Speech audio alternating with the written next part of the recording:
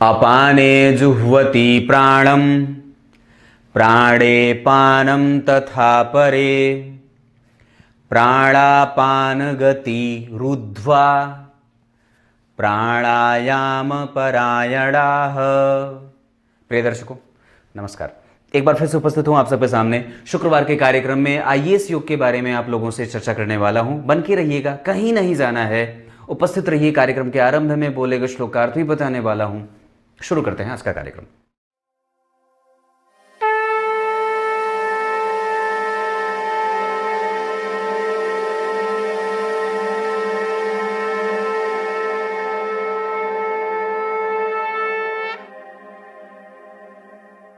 आइए अब आपको सीधे विषय पे लेके आता हूं। आईएएस योग कोई ये ऐसा नहीं है कि आपकी कुंडली में आईएएस नाम का कोई योग बना है, ऐसा नहीं है। कुंडली में जब कोई व्यक्ति उच्च पदस्थ अधिकारी बनने का प्रयास करता है तो उसकी कुंडली ऐसा नहीं है कि वो कोई पराशर जी ने आईएएस योग बनाया था, नहीं। उसके लिए कि अगर कोई जातक सरकार के उत्कृष्ट पद पे, जहां पे उसके कलम की ताकत को महत्वपूर्ण तरीके से उकेरा जाता है, देखा जाता है, उसके पास उसके कलम में, मतलब कलम की ताकत का मतलब क्या है? मंगल जो है वो कलम है, बुध जो है वो उसमें बसी हुई विद्वता है।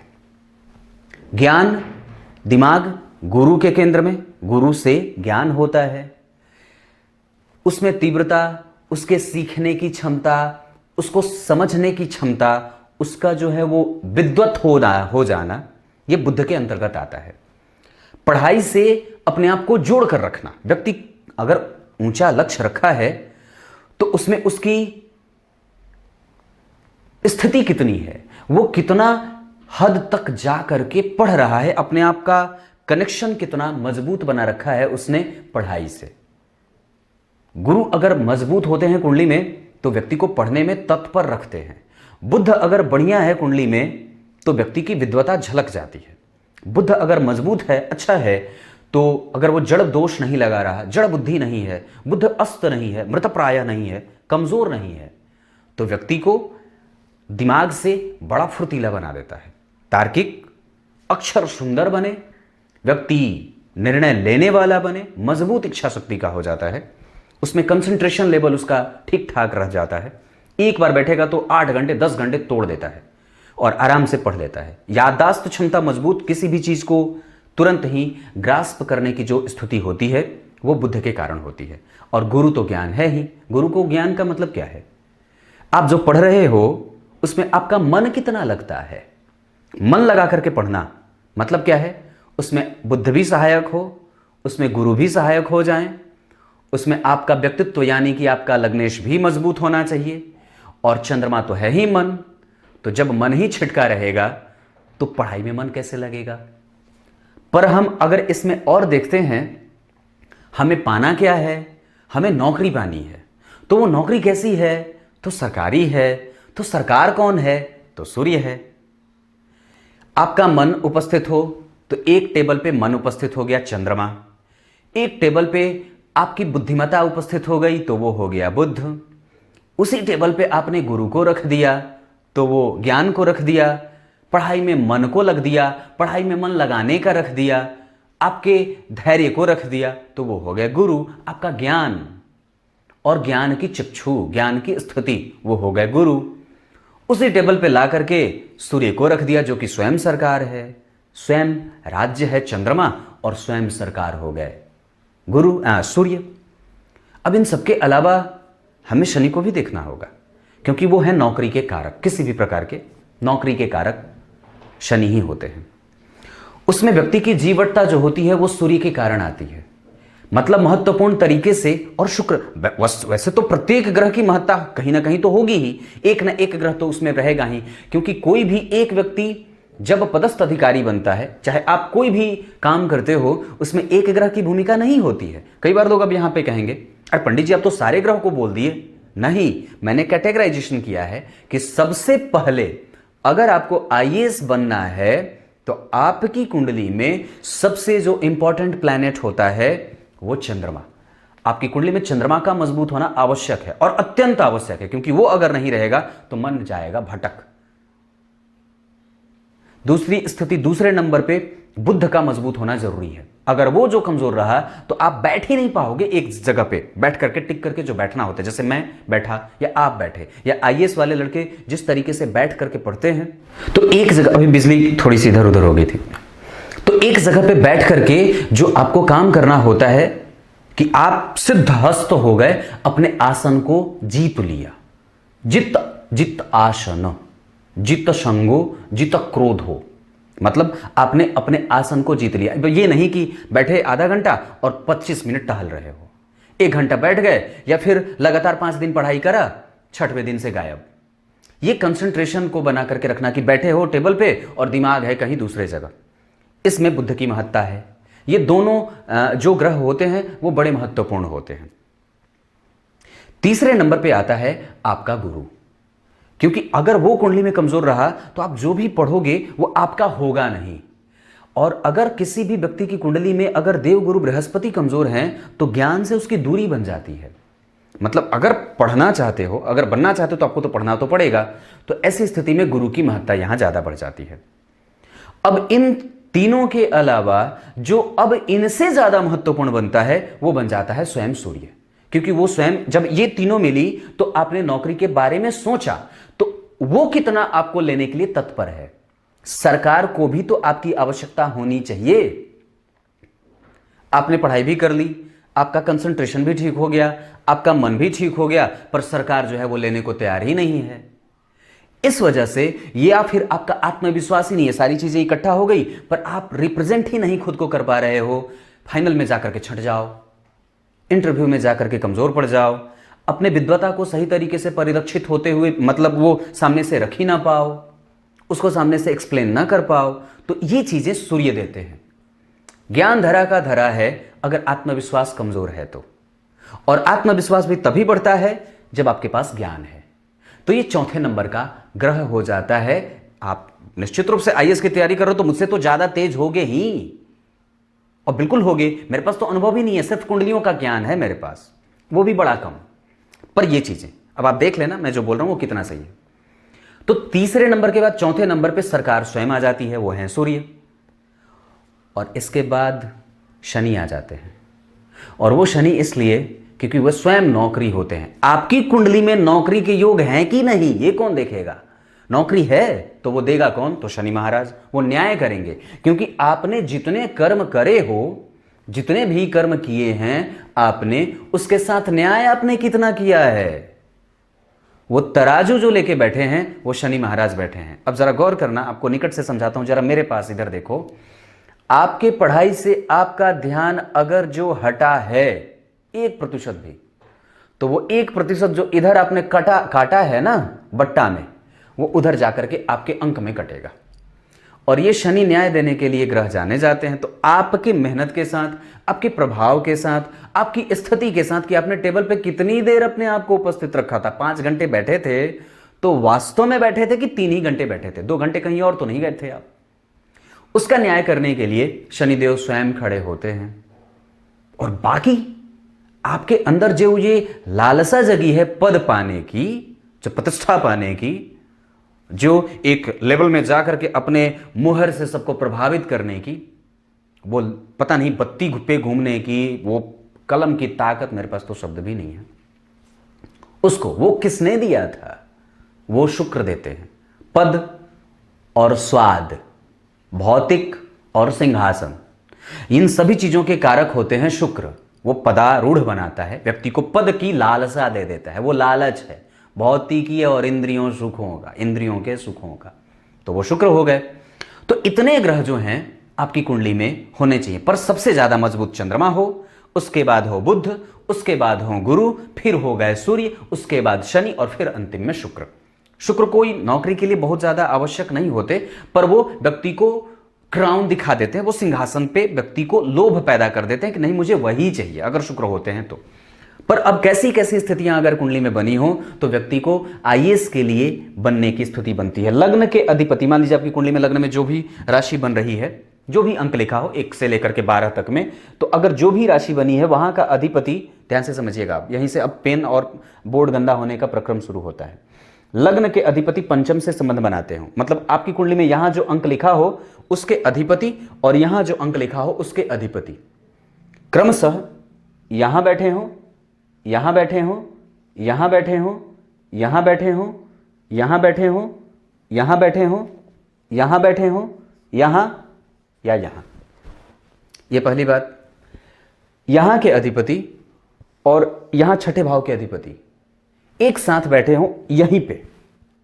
लग्न के अधिपति और छठे के अधिपति यहीं बैठे हो यहीं पे। तो आपकी कुंडली में यहां पे जो अंक लिखा हो उसके अधिपति देख लो। अगर 1 लिखेगा तो मंगल, 2 लिखेगा तो शुक्र, 3 लिखेगा तो बुध, 4 लिखेंगे तो चंद्रमा, 5 लिखेंगे तो सूर्य, 6 लिखेंगे तो बुध, 7 लिखेगा तो शुक्र, 8 लिखेगा तो स्वयं मंगल, 9 हो जाए तो गुरु, 10 हो जाए तो शनि, 11 में भी शनि ही होते हैं और 12 में तो स्वयं देवगुरु बृहस्पति हो जाते हैं। ये इस तरीके से ये दोनों एक साथ बैठे हो। दूसरी बात, लग्न के अधिपति जो यहां पे अंक लिखा है उसके अधिपति अगर नवम भाव के अधिपति से संबंध बनाते हो, मतलब ये दोनों एक साथ बैठे हो कहीं पे भी, विशेषतया जिन जिन भावों में मैंने टिक लगाया है, लग्न द्वितीय तृतीय चतुर्थ पंचम सप्तम नवम दशम और एकादश में, तो आईएस योग बनता है। क्लियर हो रही हैं चीजें? मैं धीरे धीरे समझा रहा हूं।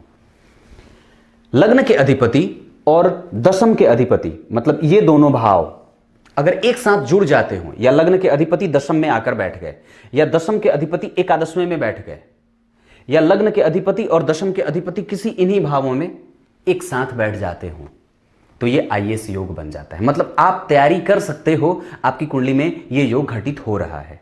क्लियर है? उसके बाद जन्म कुंडली में लग्न के अधिपति का दशम से और लग्न के अधिपति दशम के अधिपति नवम के अधिपति या फिर छठे भाव के अधिपति, गौर करिएगा ये बहुत बड़ी बात है, लग्न के अधिपति, दशम भाव के अधिपति, नवम भाव के अधिपति और प्रतियोगिता भाव के अधिपति, अगर ये चारों एक साथ इकट्ठे होकर के बैठे हो तब तो पक्के तौर पे ये आईएस योग घटित होके ही रहता है। और ये देखना सिर्फ आपको लग्न चार्ट में ही है। लग्न में किसी भी पापक ग्रह की भी राशि बनी हो और लग्न में ही वो बैठा हो, जैसे मान लीजिए 11 नंबर की कुंडली बनी और शनि वहीं बैठ गए, 8 नंबर की कुंडली बनी वहीं बैठ गए, 1 नंबर की कुंडली बनी यहीं बैठ गए, और जैसे यहां जो बैठा है उस पे चंद्रमा यहां बैठ करके देख लेते हो, या स्वयं गुरु देख लेते हो, या स्वयं शुक्र देख लेते हो, या स्वयं उस भाव का अधिपति देख लेता हो, तो ये आईएस योग, ये भी आपकी कुंडली में मजबूती की तरफ आपकी कुंडली बढ़ रही है, मतलब आपके व्यक्तित्व को एक मजबूती मिल रही है। तो आप इस पे भी ध्यान दे सकते हो। उसके बाद जन्म कुंडली में भाग्य भाव के अधिपति और लग्न के अधिपति एक साथ आकर के प्रतियोगिता भाव से संबंध बनाते हो, क्योंकि प्रतियोगिता यही है। तो अगर ऐसी स्थिति बनती हो कि भाग्य के अधिपति और लग्न के अधिपति प्रतियोगिता भाव के अधिपति के साथ छठे भाव में बैठे हों, तो यह भी आईएस योग हो जाता है। उसके बाद एक बात और बताता हूं, अगर जन्म कुंडली के दशम भाव के अधिपति, गौर करिएगा, अगर मान लीजिए यहां 5 नंबर लिखा हो और सूर्य यहां बैठे हो, तो सूर्य यहां 1 नंबर की राशि में बैठ जाएंगे। 1 2 3 4 5, मतलब क्या है, अगर जन्म कुंडली में दशम भाव के अधिपति किसी भी भाव में उच्च के होते हों, या दशम भाव में जो ग्रह बैठा हो, मान लीजिए यहां पे कोई ग्रह नहीं बैठा है, अगर दशम भाव में कोई ग्रह ना बैठा हो तो उस भाव के अधिपति जहां बैठे हों, अगर वो अच्छी राशि में बैठे हों, मतलब अगर शनि बनते हों तो बुध की राशि में बैठे हों, अगर यहां के अधिपति मंगल बैठे हों तो मंगल बनते हों तो गुरु की या सूर्य की राशि में बैठे हों, अगर यहां पे चंद्रमा की राशि बनती हो तो वो शुक्र के साथ बैठे हों या शुक्र की राशि में बैठे हों, अगर यहां पे बुध की राशि बनती हो तो वो शनि के साथ बैठे हों या शनि की राशि में बैठे हों, अगर यहां गुरु की राशि बनती है या गुरु की राशि यहां बनती है तो वो सूर्य या मंगल की राशि में बैठे हों, अगर यहां पे शुक्र की राशि बनती है तो वो शनि के राशि में बैठे हों या शनि के साथ बैठे हों, और यहां पे अगर शनि की राशि बने तो शनि यहां बैठे हों या फिर वो शुक्र के साथ बैठे हों या फिर बुध के परम मित्र के साथ बैठा हो, तो ये आपकी कुंडली में दशम स्थान को मजबूती मिलती है, जो आपके करियर को सही दिशा और सही मायने में मजबूती प्रदान करने के लिए देखी जाती है। मतलब दशम भाव मजबूत है या बली है। दूसरी बात, अगर यही दशम भाव में कोई भी ग्रह उच्च का होकर के बैठा हो, सूर्य, चंद्रमा, मंगल, गुरु, बुध, शुक्र, शनि, और एक बात बताऊं, अगर यहां राहु भी बैठे हो ना तो सोच लेना कि आप मजबूत होने ही वाले हो। आज कल सुबह जिसकी कुंडली मैं देखने वाला हूं उनकी कुंडली में ये स्थिति राहु की है, पर वो अलग बात है कि वो कितने मजबूत हैं वो तो कल पता चले। पर वस्तुतः अगर जन्म कुंडली के दशम स्थान में राहु की स्थिति बन रही है तो निस्संदेह ये कुंडली बड़ी मजबूत हो जाती है और बहुत अच्छी हो जाती है। ये इतनी सारी बातें मैंने आपको बता रखी हैं। उसके अलावा कौन कौन से ग्रहों का मजबूत होना, जैसे मैंने कहा सूर्य बड़ी मजबूत हो तो यानी कि उच्च के हों, चंद्रमा मजबूत यानी कि 2 नंबर में बैठे हों, बुध मजबूत यानी कि 6 नंबर में बैठे हों। अब कहीं नहीं अगर वो केंद्र में बैठ जाए तो ये बहुत ज्यादा मजबूती मिल जाती है उनको।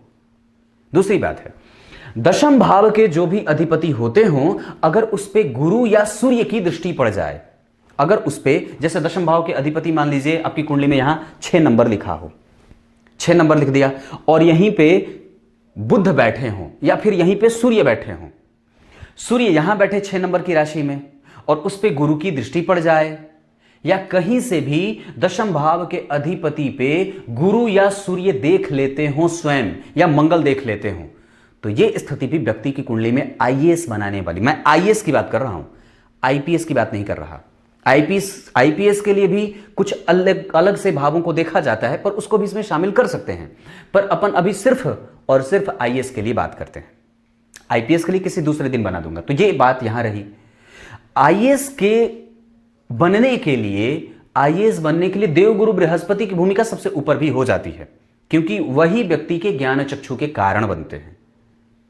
आईपीएस के लिए मंगल की महत्ती भूमिका हो जाती है और बुध की महत्ती भूमिका हो जाती है, पर आईएएस के लिए गुरु का होना बहुत ज्यादा आवश्यक है। वो राहु केतु के केंद्र में ना हो, राहु केतु से प्रभावित ना हो, नहीं तो वो ढाढ़स नहीं मिल पाता है, वो व्यक्ति को कमजोरी भी दे जाते हैं, और व्यक्ति कई बार अपने भाग्य का संपूर्ण लाभ नहीं ले पाता है, क्योंकि गुरु भाग्य का कारक है। भाग्य का कारक अगर राहु और केतु के प्रभाव में आ जाएगा तो भाग्य को कमजोर बना देगा। उसी तरीके से ठीक कि जन्म कुंडली में आत्मविश्वास का कारक है सूर्य, अगर उस पर राहु का प्रभाव पड़ जाए, राहु की दृष्टि पड़ जाए तो आत्मविश्वास को ग्रहण लग जाता है। उसी तरीके से चंद्रमा, अगर उस पर राहु केतु का असर हो जाए तो मन को ग्रहण लग जाता है। उसी तरीके से बुध अगर डिग्री में बहुत ज्यादा क्लोज हो जाए ना तो सोच लेना कि अब मन जड़ को होने वाला है, प्राप्त होने वाला है, अब बुद्धि को जड़ दोष लगने वाला है। अगर अंतर पे रहें तब तो कोई समस्या नहीं है, पर अगर ग्रह निकट के दूरी पे आ जाते हैं, बिल्कुल एकदम निकटस्थ स्थापित हो जाते हैं, इसका मतलब है कि अब दोष लगेगा, पक्की बात है। और यह स्थिति भी बनती है कि जन्म कुंडली में जब कभी व्यक्ति 2 ऑप्शन दिखता है, जैसे ही मल्टीपल चॉइस प्रश्न आते हैं तो वहां पे अब दोनों में इसको होगी संशयात्मक स्थितियां, जहां व्यक्ति कभी सोचेगा ये, कभी सोचेगा ये, कभी ये नहीं ये है तो कभी ये है। उसके बाद अगर उसी समय जातक को राहु की दशा चल गई, अब होगा क्या, तो शुरुआत में जब वो फॉर्म भरेगा तो खूब स्वप्न देखेगा, इस बार तो मैं आईएएस बन ही जाऊंगा, इस बार तो मुझे बनना ही है। अब उसके बाद की स्थिति को वो ज्यादा सोचता है, आईएएस बनूंगा तो लाल बत्ती, तो गाड़ी, तो ये फलाना ढीमाका, कई सारी चीजें देख ले कुर्सी पे बैठे बैठे। अब ये कब होता है, जब चंद्रमा कमजोर हो, और ये कब होता है जब बुध कमजोर हो, और ये तब हो जाता है जब राहु की दशा भी चल जाए। तो अब 3 तरीके से उसको मथता है, वो परेशान, मन लगता नहीं है, मन भटक जाता है, क्योंकि वो बुध और चंद्रमा का प्रभाव, वो निगेटिविटी नहीं देते, पॉजिटिव थॉट ही देता है। अगर चंद्रमा कमजोर रहा तो उसमें बुध का सहयोग मिल जाए और दशा भी उसी तरीके का हो जाए, तो अब व्यक्ति जो है वो शुरुआत में खूब पॉजिटिव फील करता है, पर जैसे जैसे परीक्षा के निकट आता है उस पर डर हावी होता है। और ये कौन कराता है, ये कराते हैं राहु महाराज। अब व्यक्ति जैसे जैसे निकट आता है उसके अंदर की निगेटिविटी बढ़ती जाती है और डर परीक्षा का कायम होता है। वो आता था ना किल्विश शक्तिमान में, उसका कलयुग का डर हावी हो जाता है। अब जैसे जैसे वो निकट जाता है, वो कितना ही पढ़ा लिखा हो व्यक्ति, कई बार उसको अपच हो जाती है, परीक्षा के समय पे ही तबीयत खराब और स्वास्थ्य में कमजोरी, फिर जो है वो बहाने बनाए या फिर कुछ करे या फिर वो करे, तो परीक्षा में तबीयत खराब हो गई तो फिर ये हुआ, या फिर कई बार हो भी जाती हैं ऐसी चीजें कि अंतिम समय पे व्यक्ति के स्वास्थ्य से संबंधित शिकायतें होने लगती हैं। ये राहु हैं और वही कराते हैं। परीक्षा हॉल में जाने से पहले व्यक्ति जो है वो बिल्डिंग देख के डर जाए, बच्चों की भीड़ देख करके डर जाए और अपने आत्मविश्वास को खो बैठे, और जैसे ही परीक्षा हॉल में घुसता है सोचता है इस बार के अटेम्प्ट को छोड़ देते हैं, अगली बार और दम लगा करके देंगे। और यही निगेटिविटी बार बार बार बार बार बार अंतिम समय में जाकर के कभी व्यक्ति का जो है वो प्री में हो जाए तो मेंस ना हो, मेंस हो जाए तो इंटरव्यू ना हो, अंतिम समय में जाकर के छट जाता है। तो इस वजह से यहां पे आपको उपचार जो करना है वो राहु की दशा का ज्यादा करना है। वहां पे उपचार जो करना है वो आपके मन का ज्यादा करना है, क्योंकि इसमें आप न तो आपकी पढ़ाई कमजोर है न आपकी तैयारी पूरी है, अधूरी है। बस वहां पे सिर्फ दो चीजें आपको निगेटिव ले जा रही हैं, एक राहु की दशा और दूसरा आपका मन। वस्तुतः ये जो चीजें बनती हैं दिमाग में वो क्यों बनती हैं? क्योंकि बुद्ध्या विहीन मति विभ्रम सर्व शून्यम विश्वम भयाति विषमापद मृत्यु तुल्यम। वो कष्ट देता है, अब मानसिक रूप से आपको तोड़ेगा, डराएगा, नहीं होगा तो क्या होगा। और वो वही मन 2 महीने पहले ये सोच रहा था भरने के समय पे हो जाएगा तो क्या होगा, और अब सोच रहा है कि नहीं होगा तो क्या होगा, लास्ट अटेम्प्ट बचा है तो पता नहीं क्या होगा। ये सब और कई प्रकार की जो समस्याएं हैं वो राहु देते हैं। ऑप्शनल पेपर को लेकर के भी अभी मेरे भाई जो हैं वो बोल रहे थे कि कोई पता नहीं कोई फिल्म आई है उसमें वो ऑप्शनल को लेकर के लगातार वो जो है वो परेशान रहता है, तो वो बता रहा था मुझे पता नहीं वो। तो ये चीज़ें, तो ये सारी चीज़ें राहु कराते हैं। तो कंफ्यूजन में रह रहे हैं तो सूर्य की पूजा कर लीजिए, गणेश जी के मंत्रों का जप कर लीजिए, क्योंकि आप आईएएस तो ऐसे बन नहीं रहे हो। अरे भाई, आईएएस बनने के लिए आपने जीएस पढ़ा है, जीके पढ़ा है, भूगोल पढ़ा है, इतिहास पढ़ा है, नागरिक शास्त्र पढ़ा है, पता नहीं हिंदी अंग्रेजी तमाम विषय, सभी प्रकार के विषय पढ़े हैं। तो आप क्यों ये नहीं सोचते कि जब एक आईएएस को क्लियर करने के लिए, जो कि दुनिया की मतलब भारत की सबसे बढ़िया परीक्षा, मतलब ये तो अद्भुत परीक्षा है, उसको पास करने के लिए आपने कई सारे ग्रंथों का अध्ययन किया है, तो क्या उसको पास करने के लिए कई सारे लोगों का आशीर्वाद नहीं चाहिए होगा? होगा ना। आप जब परीक्षा देने के लिए निकलते हो तो क्या करते हो? दही भी खाते हो, गुड़ भी खाते हो, माँ को प्रणाम भी करते हो, पिता से स्नेह और पिता का आशीर्वाद भी लेते हो। अगर नानी उस समय घर पे आ गई तो उनका भी प्रणाम कर लेना है। भाइयों को भी बोल देते हो, थोड़ा बोल दो भगवान से मेरी इस बार की परीक्षा निकल जाए। तो ठीक उसी तरीके से आपको अपने सूर्य को भी मना लेना चाहिए। और सबसे तो आसान है कि परमात्मा तो 2 टुक में मान जाते हैं, बस खाली हाथ जोड़ने की देरी है, वो मान गए। तो बस ये करना होगा, और इसी को आप कॉन्सेप्चुअल बेसिस पे कर लो कि कैसे आपके प्रभाव में ग्रहों की कमजोरियां दिख जाती हैं। अगर वो कमजोर रहा तो आत्मविश्वास कांपे, हाथ पैर कांपे, थर थर आ जाता है मन, और चिंतित भी होता है, और फिर बाद में परिणाम निगेटिव आने पे फिर आप कर क्या सकते हो।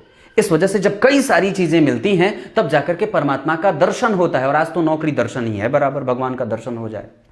क्योंकि एक तो सरकार के पास नौकरी नहीं है, और ऊपर से आप नौकरी की ही तैयारी कर रहे हो, ऊपर से ये पता नहीं कौन सा काल भी आ गया है जिसमें कि सब चीज हो रहे हैं पर परीक्षाएं ही नहीं हो रही हैं। तो ये बात है। चलिए कोई बात नहीं है, अब इसी तरीके से कार्यक्रम को समाप्त करते हैं। तब तक के लिए इजाजत दीजिए। कार्यक्रम के आरंभ में बोले कुछ श्लोक का अर्थ बताऊंगा, आप समझ गए होंगे, मुझे बहुत अच्छे से पता है।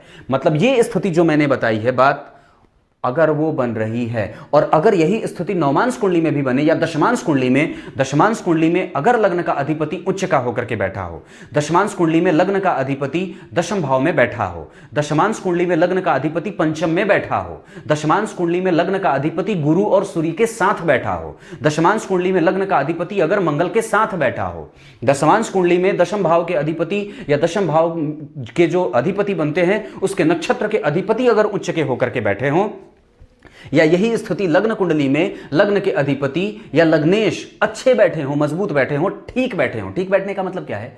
वो अस्त न हो। अब जैसे मान लीजिए आपकी कुंडली में 5 नंबर यहां लिखा है, अब 5 नंबर के अधिपति सूर्य मृतप्राय न हो जाए, या अगर 6 नंबर लिखा है 6 नंबर के अधिपति बुध अस्त और मृतप्राय न हो जाए, या फिर वो पाप कर त्रि में न फंस जाए, या लग्न के दोनों तरफ पाप कर त्रि न लग जाए, शनि यहां बैठ गए, राहु यहां बैठ गए, तो अब वो आपको बड़ी ज्यादा परेशान करते हैं। ये स्थिति बनती है। समझ तो गए हो ना आप? अब आइए आपको कार्यक्रम के आरंभ में मैं बोले गए श्लोकार्थ बता देता हूं। गीता जी के 4थे अध्याय के 29वें श्लोक में भगवान ने बात कही है। आप प्रत्येक श्वास में भगवान को कितनी बार याद करते हो, बस वही इस श्लोक का अर्थ है सीधा सा। आपकी निरंतरता कितनी है? जैसे निरंतरता का मतलब है आपने कभी प्रेम किया है किसी से, आप जितनी बार याद करते हो मतलब है उसने भी आपको याद किया, क्योंकि पिछले और पुराने जमाने में चंद्रमा को देख करके मन के संदेश भेजे जाते थे। रात को 8 बजे चले जाओ छत पे, चंद्रमा को देखो और अपने प्रेमी और प्रेमिका को याद करो, वो ठीक उसी समय पे आपको याद कर लेगा। वो संदेश वाहक भी होते थे कभी कभी, मेरे शिक्षक बताते, मेरे गुरुजी बताते थे। तो चंद्रमा से मतलब क्या है यहां पे, ये मैं उदाहरण दे रहा हूं, पर वस्तुतः इस श्लोक का अर्थ है कि अपने प्रत्येक प्राण में और अपने प्रत्येक श्वास में तुमने परमात्मा को, जो प्राण का नियंता है, उसे कितना याद किया है, या खाली इधर यूं ही याद करते रहे हो, कुछ ना कुछ पता नहीं क्या क्या। तो वो नहीं होना चाहिए। आपने प्रत्येक श्वास प्रश्वास, श्वास के प्रत्येक दर में यज्ञ रूपी ये जो शरीर है, इसमें उसके नाम स्मरण का कितनी आहुतियां डाली हैं, बस इतनी सी बात है। तब तक के लिए इजाजत दीजिए, कल एक बार फिर से उपस्थित होंगे आप सबके सामने। तब तक के लिए ये कैसा लगा जरूर बताइएगा। तब तक के लिए बहुत बहुत नमस्कार।